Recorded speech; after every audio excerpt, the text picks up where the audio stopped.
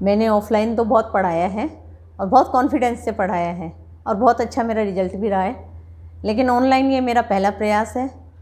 और वो भी इसलिए कि मेरे कुछ बच्चों की ये इच्छा थी कि संस्कृत के कोर्स के अकॉर्डिंग उनको मटेरियल नहीं मिल रहा है, इसलिए मैंने ये प्रयास किया है कि बच्चों को ऑनलाइन आज के समय में ज़रूरी हो गया है कि उनको ऑनलाइन पढ़ाई करवाई जाए, तो संस्कृत विषय के अंदर भी सरल से सरल तरीके में किस प्रकार पढ़ाई करवाई जा सकती है ताकि वो संस्कृत विषय में भी अपने अच्छे अंक ला करके अपनी परसेंटेज को बढ़ा सकें, अपना ज्ञान अर्जित कर सकें, अपना कोर्स समय पे कंप्लीट कर सकें। तो बच्चों, मेरी आपसे एक गुजारिश है कि आप मुझे ये बताइएगा कि मेरा ये प्रयास कैसा है, क्या इसमें और कोई सुधार की आवश्यकता है, आपको समझ में आया या नहीं आया। अगर नहीं आया तो कमेंट्स में मुझे लिख के बताइएगा कि मेरे इसमें क्या आपको और क्या चाहिए और क्या मैं आपको दे सकती हूँ। तो और इस वीडियो को जब भी सभी बच्चों को आप शेयर कीजिए ताकि सभी बच्चे इससे लाभ प्राप्त कर सकें। यही मेरा इस वीडियो को बनाने का उद्देश्य है। नमस्ते बच्चों, आज मैं अर्चना भटनागर आपको संस्कृत को सरल शब्दों में हम कैसे सीख सकते हैं, किस प्रकार से हम संस्कृत के अंदर अच्छे नंबर ला सकते हैं, क्योंकि संस्कृत गणित की तरह सब्जेक्ट है जिसके अंदर पॉइंट टू पॉइंट नंबर मिलते हैं और ये हमारी परसेंटेज को बढ़ाता है। 10th बोर्ड के अंदर अवश्य जो है एक पार्ट है, इसका एक हिस्सा है जो 3 नंबर का पेपर के अंदर क्वेश्चन हमारे आता है। इस प्रश्न की सबसे बड़ी विशेषता यह है कि प्रश्न के साथ उत्तर दिया हुआ होता है। केवल आपको ये ज्ञात होना चाहिए कि वो शब्द वाक्य के अंदर कहाँ फिट होगा, और हम कुछ देर की मेहनत से कि अव्यय क्या होते हैं, कौन कौन से शब्द अव्यय होते हैं, उनके माध्यम से हम उनको सीख करके हम पेपर को जब देखते हैं तो हम उसमें एक क्वेश्चन के अंदर 3 सब क्वेश्चन होते हैं 1-1 नंबर के, और उनके उत्तर अगर हम सही जगह लिख देते हैं तो हमको 3 में से 3 पूरे नंबर मिलते हैं। नंबर कटने की इस प्रश्न के उत्तर में कोई गुंजाइश नहीं है। चलिए अब हम अपनी पढ़ाई शुरू करते हैं। अव्यय, किसी भी भाषा के वे शब्द अव्यय कहलाते हैं जिनके रूप में लिंग, कारक, काल इत्यादि के कारण कोई विकार उत्पन्न नहीं होता। अर्थात ये जो शब्द हैं, अव्यय शब्द जो होते हैं, वो जैसे हैं वैसे ही रहते हैं, चाहे वो किसी भी काल में हो, वर्तमान काल में हो, भविष्य काल में हो, भूतकाल में हो, उनके स्वरूप में कोई परिवर्तन नहीं होता। भाषा में 2 प्रकार के शब्द होते हैं, विकारी शब्द और अविकारी शब्द। विकारी शब्द वो होते हैं जिनके अंदर काल के अनुसार एक वर्तमान काल में उनका रूप कुछ और होता है, भविष्य काल में कुछ और होता है, भूतकाल में उनका रूप कुछ और होता है। लेकिन अव्यय शब्द वो होते हैं जिनको हम अविकारी शब्द कहते हैं। अर्थात वो अव्यय का शाब्दिक अर्थ है जो व्यय नहीं होता हो, जो खर्च नहीं होता है। अर्थात अगर हमारे पास 100 रुपये हैं और हम उनको अगर खर्च नहीं करेंगे तो क्या होगा, वो आज भी 100 रुपये रहेंगे, कल भी 100 रुपये रहेंगे, और जो हमारा कल गुजर गया उसमें भी 100 रुपये रहेंगे। अर्थात ये खर्च नहीं होते। अर्थात अव्यय शब्द वो शब्द हैं जो जिस रूप में हैं उसी रूप में वो रहते हैं। हमारे कोर्स में 30-33 के लगभग शब्द हैं जो अविकारी शब्द या अव्यय शब्द हैं, जो हमारे कोर्स में हम केवल उन्हीं का अध्ययन करेंगे। है का मतलब होता है बीता हुआ कल, जो कल जा चुका है, जिसको हम अंग्रेजी में येस्टरडे बोलते हैं, बीता हुआ कल। अब इसमें ये होता है कि आपका एक वाक्य या तो ये शब्द आ जाता है आ गया, आपको उसका वाक्य बनाना है, या ये आ जाता है रिक्त स्थान की पूर्ति आ जाती है और इसका आपको सही जगह पे इस है शब्द को लिखना है। अहम हयम अगच्छम, मैं कल आऊँगा, मैं कल जाऊँगा। श्व यानी आने वाला कल, आने वाला कल यानी भविष्य काल। जब हमें भविष्य काल के अंदर हम प्रयोग करते हैं तो श्व का प्रयोग करते हैं। अहम स्वयं जयपुर गमिष्यामि, मैं कल जयपुर जाऊंगा। अपि का मतलब होता है, अपि संस्कृत शब्द है। मैंने यहाँ पर ये सारे शब्द के जो अर्थ लिखे हैं वो हिंदी में लिखे हैं, मैं चाहती संस्कृत में लिख सकती थी, लेकिन बच्चों आपको ये अच्छी तरह से समझ में आ जाएं ये शब्द, इसलिए इनका मैंने यहाँ पर आपको हिंदी अर्थ लिखा है, ताकि आप इन हिंदी अर्थों को से इन शब्दों का कहाँ प्रयोग करना है, कैसे प्रयोग करना है, कब प्रयोग करना है, ये आप जान पाएँ। अपि का मतलब होता है भी। अहम अपि ग्रामम गच्छामि, मैं भी गांव जाऊंगा। यहाँ पर संधि है, अहम प्लस अपि, स्वर संधि है ये शब्द में, इस शब्द में स्वर संधि भी है। ग्रामम अपि, ग्रामम यानी द्वितीय विभक्ति का यहाँ प्रयोग हो रहा है। अत्र, अत्र माने यहाँ। से अत्र निवसति, वह यहाँ रहता है। जब भी यहाँ शब्द का इस्तेमाल करना हो वहाँ अत्र शब्द आएगा, अर्थात अत्र शब्द जो है, अत्र शब्द जो है वो वर्तमान काल, भविष्य काल या भूतकाल सब में भी अत्र ही रहेगा। अत्र के अंदर कोई भी विभक्ति नहीं आएगी, इसके स्वरूप का कोई भी विकार इसके अंदर उत्पन्न नहीं होगा। ये अत्र शब्द हर जगह अत्र ही रहेगा। यहाँ ये जितने भी शब्द हमने दिए हैं वो सब अव्यय शब्द हैं। कुत्र, कुत्र माने कहाँ। भवान कुत्र पठति, आप कहाँ पढ़ते हो। ये क्वेश्चन, ये हम किसी से प्रश्न कह वाले जितने भी ज़्यादातर शब्द जो होते हैं, कुत्र, कदा, ये सब हमें प्रश्न बनाने के जो हम पढ़ेंगे कि प्रश्नों को कैसे बनाया जाता है, अगर हमें को उत्तर दिया हुआ है और उसका हमें प्रश्न बनाना है, तो वो कैग से शुरू होने वाले अधिकतर शब्द कैसे शुरू होने वाले शब्दों से बनते हैं। जैसे डब्लू में WH शब्द, जैसे इंग्लिश के अंदर WH से बनते हैं, वैसे संस्कृत में इन शब्दों से बनते हैं।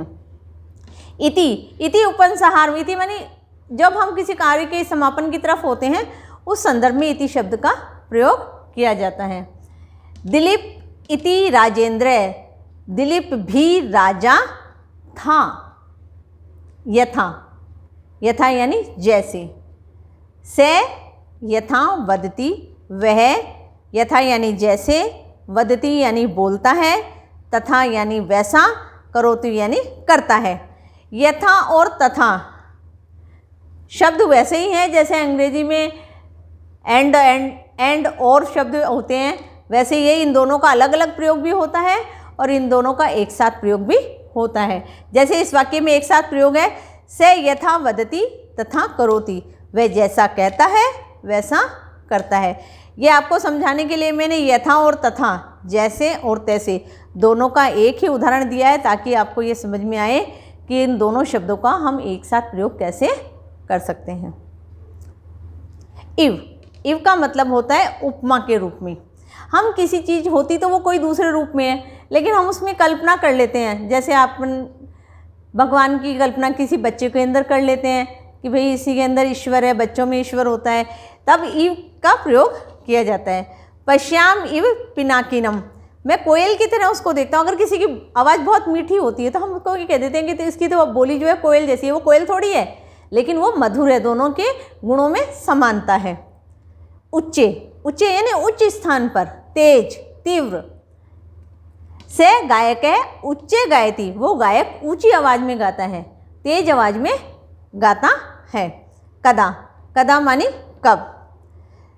से कदा विद्यालयम गच्छति, वो कब विद्यालय जाएगा। ये भी कैसे शुरू होने वाला शब्द है, ये भी संस्कृत में प्रश्न निर्माण के काम आता है। यहाँ हमने जितने भी शब्द देखे वो सारे अव्यय हैं।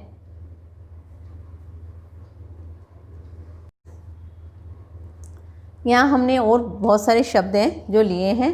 मैंने आपसे पहले भी कहा था कि हमारे कोर्स में 30 से लेकर 33 तक के अव्यय शब्द कोर्स में हैं और 3 नंबर का प्रश्न बोर्ड की परीक्षा में आता है, जिसके लिए हमें तैयारी करनी है।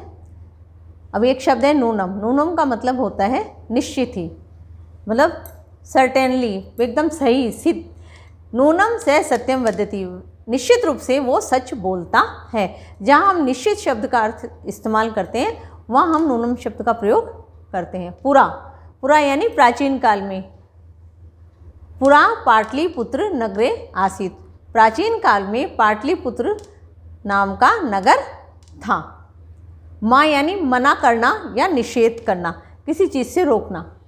पापे रतिम माँ कृथा, हमें पाप करने में आलस्य करना चाहिए, अर्थात हमें पाप कर्म नहीं करने चाहिए। सहसा, सहसा यानी अचानक, अकस्मात। अतिथि सहसा एव गृहमा आगच्छत, गृह प्लस आगच्छत, यहाँ पर भी संधि है, स्वर संधि है, गृह प्लस आगच्छत। सहसा अतिथि, सहसा एव अतिथि जो थे, मेहमान जो थे, सहसा यानी अचानक ही, गृह आगच्छत हमारे घर आ गए। ब्रही यानी बाहर, ग्रामात ब्रही उद्यानम अस्ति, गांव के बाहर उद्यान है। शनै, शनै यानी धीरे धीरे, से शनेश चलती, आधा शय आधा चय दोनों मिलके शनेश चलता है, वो धीरे धीरे चलता है। कुतः, कुतः यानी कहाँ से, कुतः समायातो योगी, वो योगी, वो सन्यासी कहाँ से आया है। कुतः शब्द कैसे शुरू होता है, ये भी प्रश्न निर्माण के काम आता है। इतस्ततः, इधर उधर, इतस्ततः का अर्थ क्या है, इधर उधर थी या व्यर्थ में।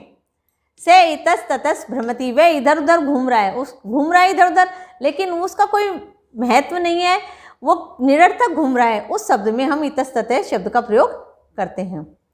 तत्र, तत्र यानी वहाँ। से जयपुरे पठती, वह जयपुर में पठती पढ़ता है। तत्रैव निवसति, और वहीं रहता है। इदानीम, इदानीम का मतलब होता है अब के, जहाँ अब शब्द का अर्थ, अब शब्द अर्थ के लिए हम वाक्य बनाते हैं, तब हम इदानीम शब्द का प्रयोग करते हैं। इदानीम जो है अव्यय है। समीर इदानीम क्रीडति, समीर इस समय खेल रहा है। संप्रति, संप्रति का मतलब होता है अधुना, आधुनिक। अब संप्रति देहि दर्शनम, अब तो दर्शन दे दो। यदा, यदा का मतलब होता है जिस समय। यदा सूर्योदयो भवति, जब सूर्य का उदय होता है। से पाठम पठती, वह पाठ को पढ़ता है, अर्थात जब सूरज उगता है तब वो पढ़ता है। यदा और तदा का एक साथ प्रयोग होता है। बिना, बिना का मतलब होता है अभाव, किसी चीज़ की कमी। ज्ञानम बिना ने मुक्ति, ज्ञान के बिना मुक्ति नहीं होती है। कदापि, कदापि का मतलब होता है कभी कभी।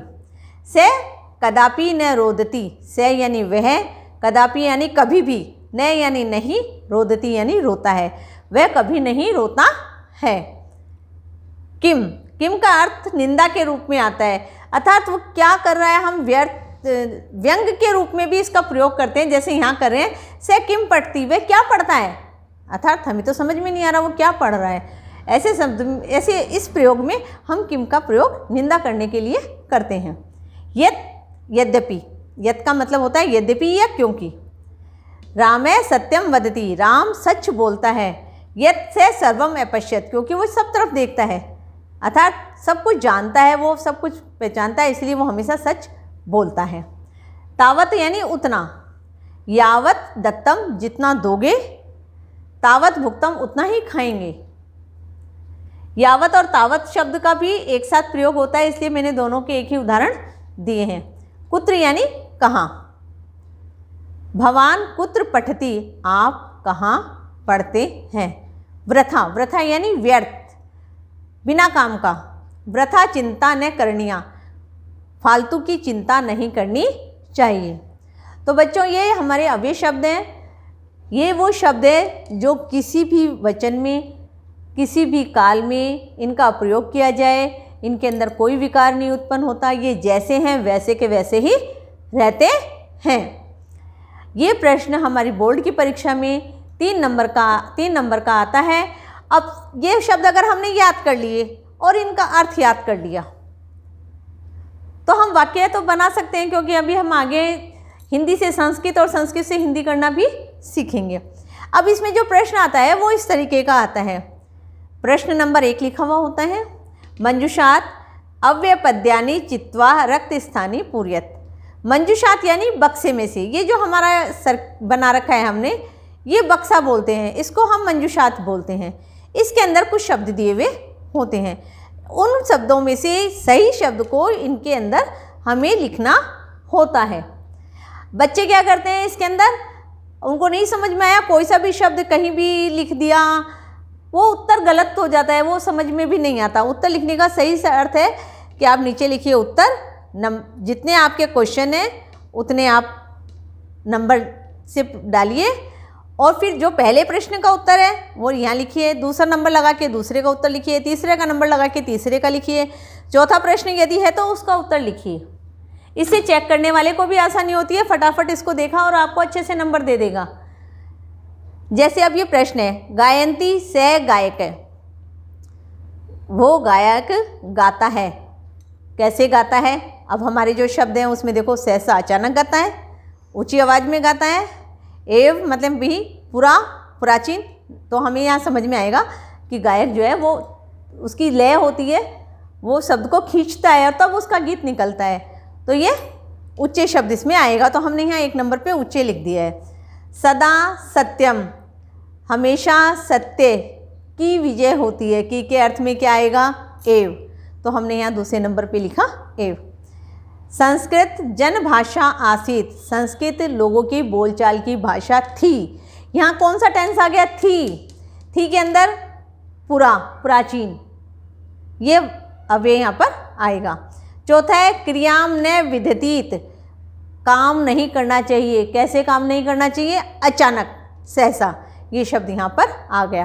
तो हमारे को यहाँ पर क्या करना पड़ा? केवल 33 शब्द याद करने पड़े, 30 से लेके 33 शब्द हमें याद करने पड़े, और बहुत सारा हमें 2-2, 3-3, 4-4 पेज हमें याद नहीं करने पड़े, हमें केवल 33 शब्द याद करने पड़े। और ये परिभाषा हमारे को याद है कि जिन शब्दों का कोई विकार पैदा नहीं होता है वो अविकारी शब्द या अव्यय कहलाते हैं, और इस कारण से हमको वो याद करना है। और ये 3 प्रश्नों के 3 नंबर के उत्तर आपके पेपर में दिए हुए हैं, आपको केवल उन दिए हुए उत्तरों को सही जगह फिट करना है और आपको 3 नंबर प्राप्त हो जाएंगे। तो बच्चों, हमने आज अपने लेसन में ये पढ़ा, अपने अध्ययन में ये पढ़ा कि अव्यय का जो 3 नंबर का क्वेश्चन है वो हमारा कैसे हम 3 नंबर पेपर में प्राप्त कर सकते हैं। तो अब आज हम अव्यय के बारे में पढ़ा है, कल हम फिर हम जितनी भी पढ़ाई करेंगे वो हम बोर्ड में हमारे जो प्रश्न आते हैं, कितने नंबर के प्रश्न आते हैं, हमें उन नंबरों के आधार पर हम अपने कोर्स को कंप्लीट करने की प्रयास करेंगे। धन्यवाद।